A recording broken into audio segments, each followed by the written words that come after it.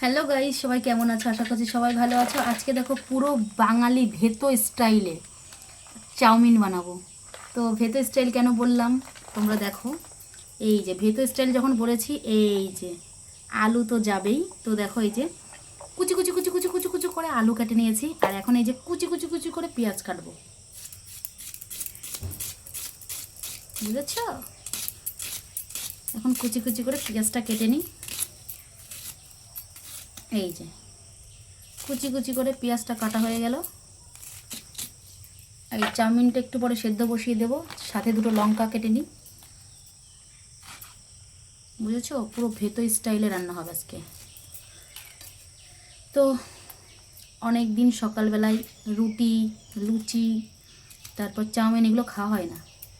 জানি অনেকে এটা সন্ধ্যার টিফিন, কিন্তু কিন্তু আজকে আমার কিছুই খেতে ইচ্ছা করছে না, রুটি না ভাত। তাই পুরো ভেতো স্টাইলে চাউমিন বানাবো। তো চলো সেদ্ধ করে নিই।